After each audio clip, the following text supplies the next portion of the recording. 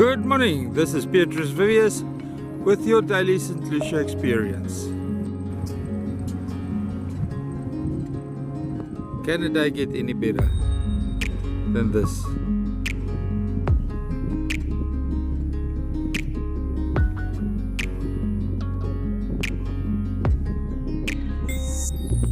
I truly wish you were here moment.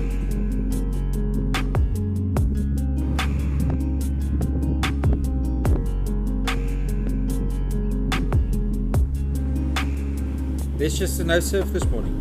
Look at this beautiful no wave beaches. The ski boats are wishing for this. The jet skis wish for this. The rock and surf recreational anglers wish for this. But if you're not here, when the sun is rising from behind the house of Poseidon, you've missed your opportunity to fish the St Lucia beaches. Fishing conditions is best on the rising sun. When it touches the horizon, you should have been on the beach with your bait in the water already. Otherwise, you missed the opportunity.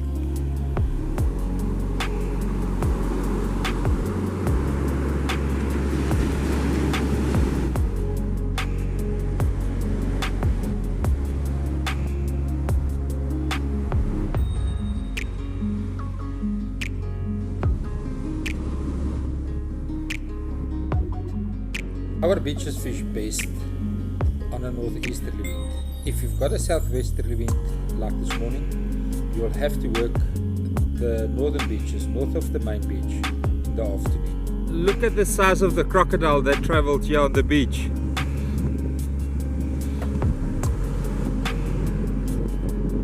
Look at this hind footprint.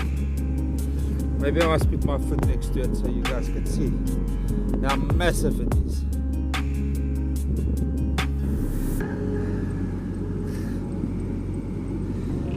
I'm a number 8 shoe. Look at the size of that crocodile's foot. The patterns inside the footprint.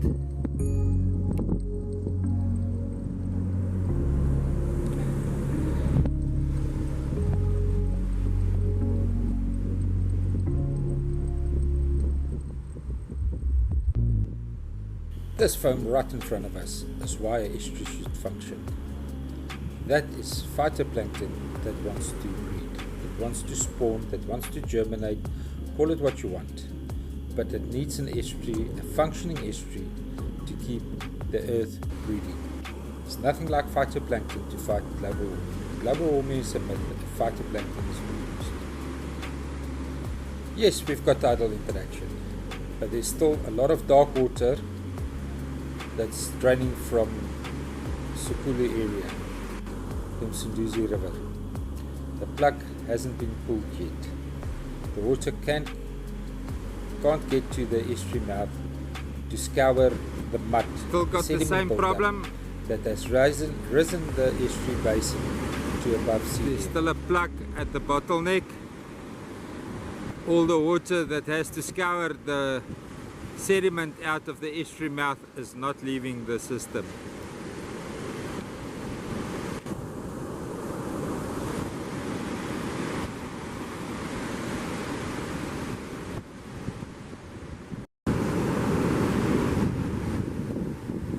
Got a lot of water flowing out of the estuary mouth even though it's high tide. I'll put the tide table up here to show you when the high tide was. And I'll add some photos that I received from Chris Botha from Charters Creek to show you how much water there is at Charters Creek.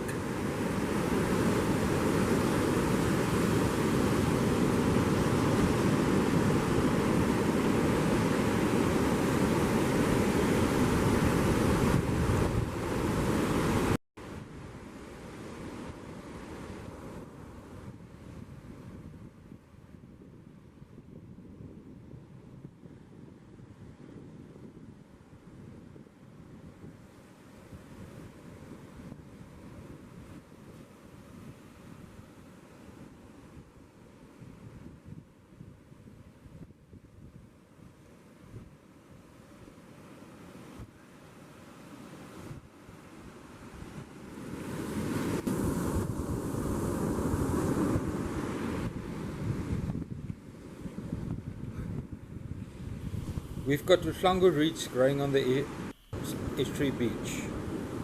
People tell me that it's a freshwater only species. I call them.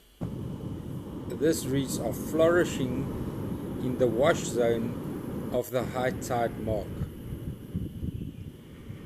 I call them out that this is a natural phenomenon that would have taken place anyway, but now it's taking place on the top of a sand dune and not stabilizing a marsh to be a sediment filter and a juvenile fish recruitment area.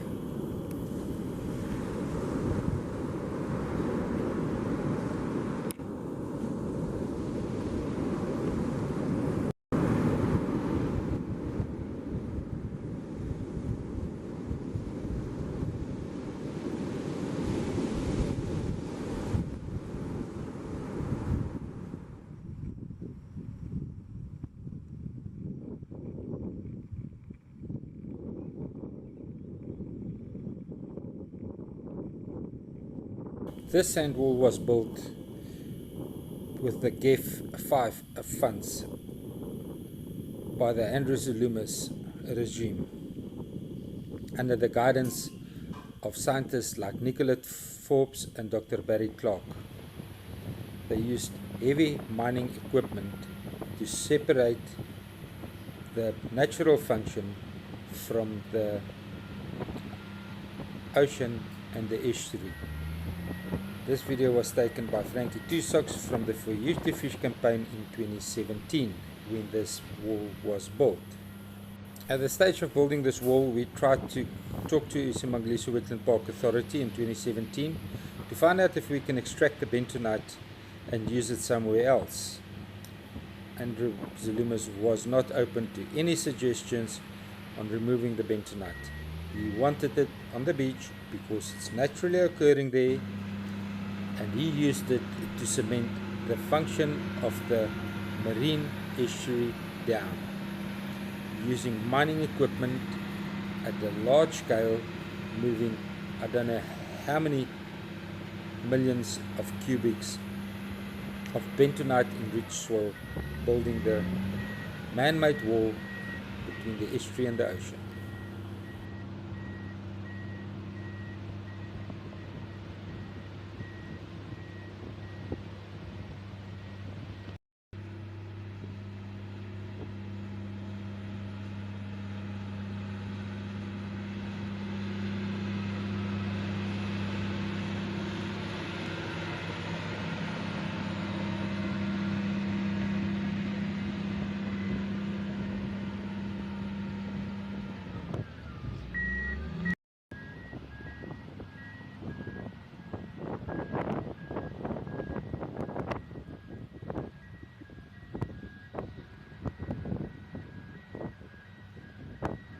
At one given point there was 42 or 52 of these mining trucks running up and down the beach, building the wall between the estuary and the ocean.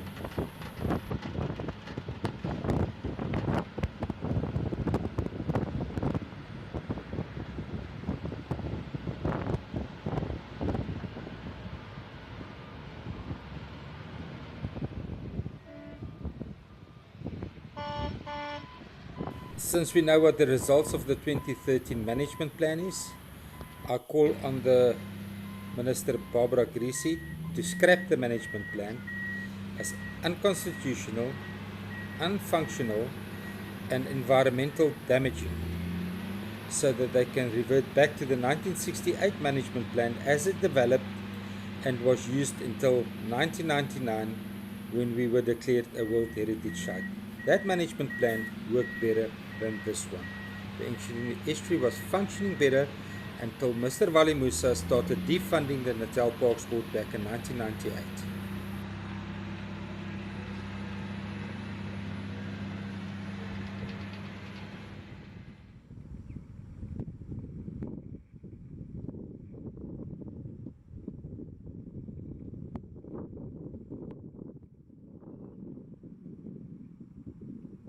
It doesn't matter how you look at the problem is man-made. The functioning estuary was man-made. This problem is man-made.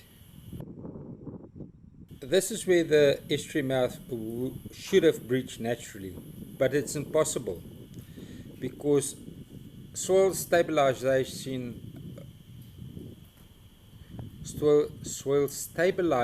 vegetation was used to cut the natural flow of the estuary from the ocean.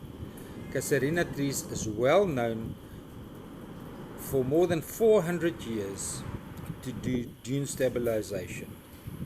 It was here to do exactly that. This is fishing happening today at Ingwe Beach.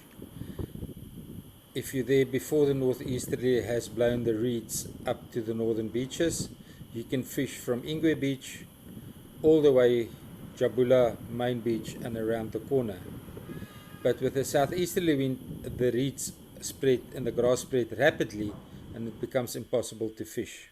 So watch your weather predictions during the night. Did the northeasterly blow? You can be early on the beach, you can fish. Did the southeasterly blow?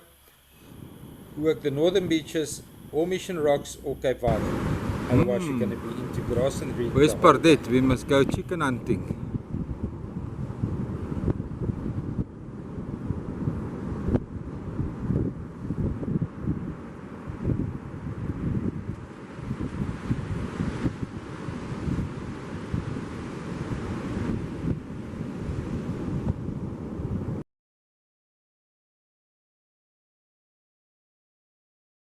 Thank you for watching. Please share, like and subscribe the videos. This is Petrus Vivius giving a big shout out to all the anonymous angels out there